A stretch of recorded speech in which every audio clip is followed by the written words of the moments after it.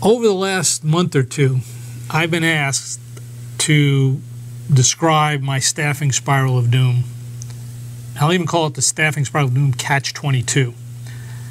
And it's a Catch-22 because when I describe it, you'll see you want to get out of it, but you'll have some excuse of why you can't get out of it. And that's what a Catch-22 is, based on Joseph Heller's book, Catch-22.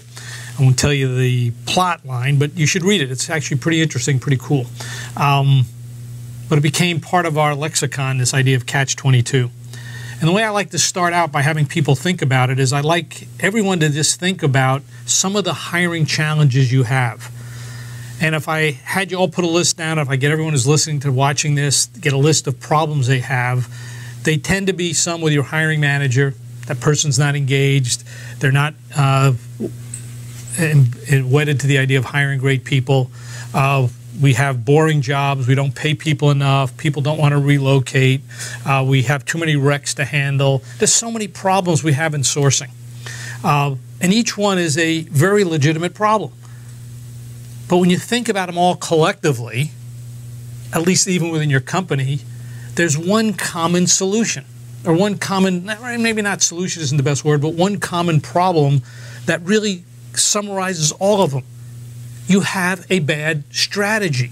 And when you think about it, there's two fundamental strategies. There's probably more than two altogether, but I look at two fundamental strategies.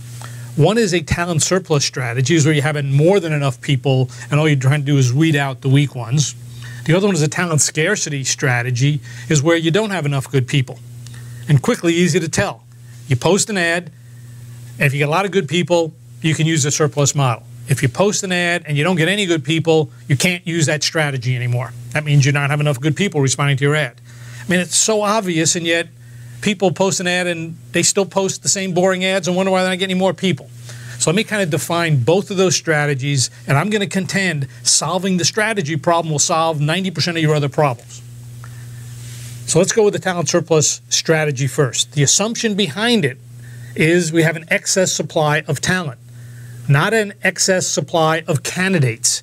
Getting 500 people to respond or 50 people to respond to your ad, if none of them are good, it's not a good idea to keep on doing that.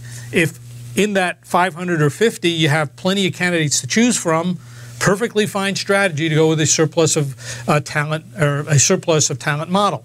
But down deep, what you're really trying to do is fill the seat with the best person amongst good people. That's not common unless you got a huge employer brand and everybody wants to work at your company, or the economy is terrible and people still want to work at your company. But let's go through the details of what that really means down at the below the strategy level into the tactics. We tend to post job descriptions. Job descriptions are kind of boring. They list skills, duties, responsibilities, and are not very attractive. They're written to people who are desperate or needy. And with our surveys, we've discovered, at least the members on LinkedIn, and these are surveys of about 5,000 people, fully employed people, only 17% are both needy and active. And even the best of those 17% who are needy and active aren't looking for lateral transfers. They're still looking for good jobs. So if you post lateral transfers, you're only getting the ones who are needy and active and aren't looking for a good job. Now, if you got plenty of good people, that's okay. But then you say, okay, let's find as many people as we can as possible. We'll weed out the weakest ones. We'll screen on skills and dollars because, hey, we can cherry pick. We got plenty of good people. And during this, actually, this concept of posting job descriptions came around during the Depression of 1929 to 1935, where everyone was out of work. It works when you have a supply of great people. It doesn't work when you don't.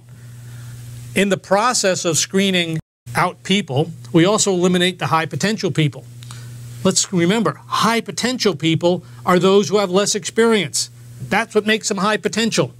When you think about it, the high potential people have they have less experience than people who are average. Made them high potential because they got promoted faster. I mean, I know we kind of ignore that, but that's the reality.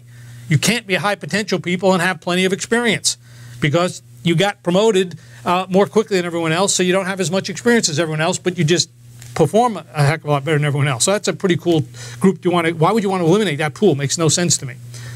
Now, unfortunately, in our surplus model, we also work with a lot of disengaged managers. Not everybody, but many people get into management, didn't get into management because they were great at hiring great people. They didn't realize that talent was important, which in my mind already says, hey, if you promote people or promote managers who don't think talent's important, you obviously have a surplus model. And then we have this random voting system. Some people do it well, some people we train, but we vote odd. The highest, the person with the most power wins the voting contest. And then we close on compensation. And what I find most companies do is they forget the strategy and they try to improve some of those processes below the strategy. Well, let's have better interviewing. Let's buy these new tools.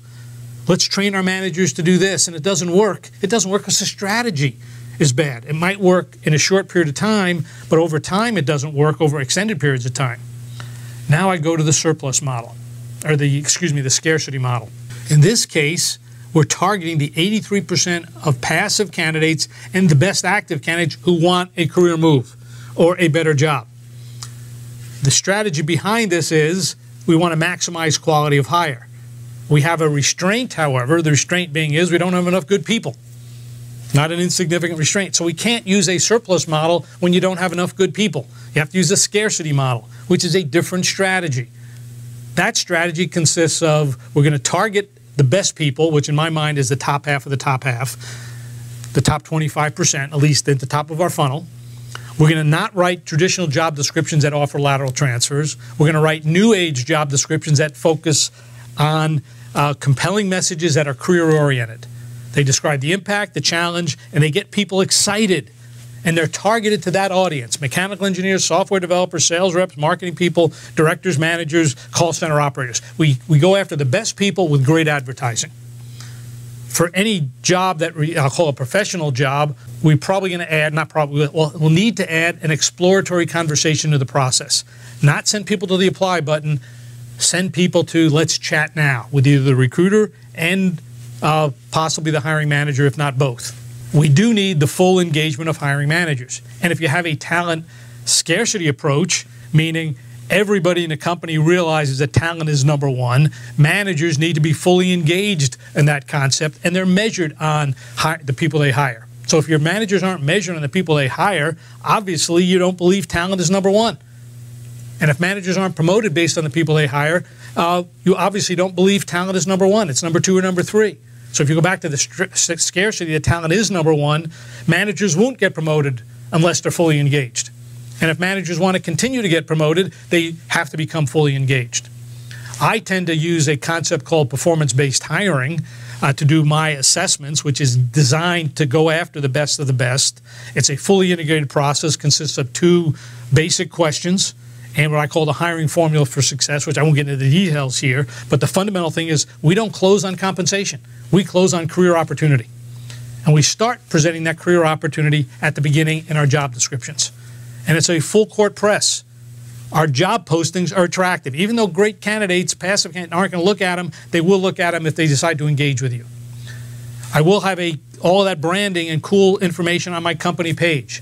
I will have the hiring manager's profile ready and available so that the candidate can look at it, the prospect can look at it. I want that candidate, before they even think about engaging with us, hey, we are going after the best people, we got the best managers, we got the best advertising, we got the best company, and our job's tied to the company strategy and mission. That is a talent scarcity model. And if you want to start hiring great people, you got to do two things. You got to start thinking about what is our talent scarcity approach, and number two, you got to stop thinking surplus of candidates. And they're both equally as difficult. Stop doing the bad stuff, start doing the good stuff. You do that, you'll start hiring great people every time. Good luck hiring great people.